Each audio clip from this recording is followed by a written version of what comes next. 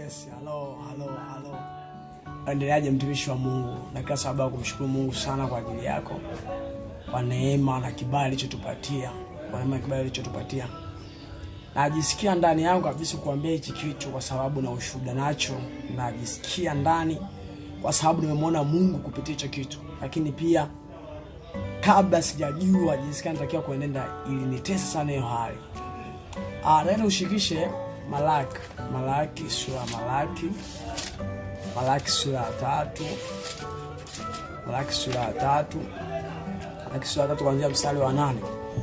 Biblia inasema hivi: Je, mwanadamu atamwibia Mungu? Lakini nyinyi mnaniambia nini? Narudia, je, mwanadamu atamwibia Mungu? Lakini ninyi mnaniibia mimi. Lakini ninyi mwasema, tumekuibia kwa namna gani? Mmeniibia zaka na dhabihu.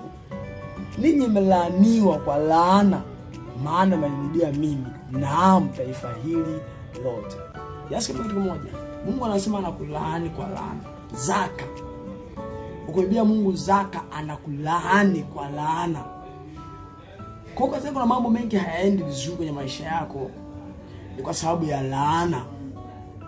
Umeona? Kwa sababu ya nini? Ya laana. Wale kuisha laana ambazo anazitabiri hapo Bwana Yesu. Laana. Basi just imagine kwamba Mungu anapokulaani, kuna mtu gani ambaye anaweza akutoa kwenye hiyo laana? Mzazi unaweza kaenda kwa Mungu ukamwomba Mungu msamaha, akakusaidia ukasameka. Lakini je, ukimkosea Mungu naye atakayekusaidia kwa msamaha? Biblia inasema hivi, kwa watu wana laana ambazo zinatamka hapa hivi, katika jina la Yesu, urabashika na Maria. Arabashakarama. Ribashakana Maria. Kana Maria ba. Katika jina la Yesu Kristo hai.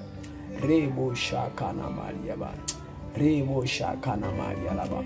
Katika jina la Yesu Kristo. Kwa jaribu kuangalia laana, lakini hizi baraka zinaweza kugeuka kuwa laana kama hautofanya. Maana kama umelaaniwa, hizi baraka zinaweza kugeuka laana.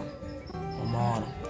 Biblia inasema hivi, kuanzia mstari wa 8, leteni zaka kamili ghalani, ili kiwemo chakula katika nyumba yangu, mkanijaribu kwa njia hiyo, asema Bwana wa majeshi, mjue kama sitawafungulia madirisha ya mbinguni. Cha kwanza, hii ndio baraka, sitawafungulia madirisha ya mbinguni.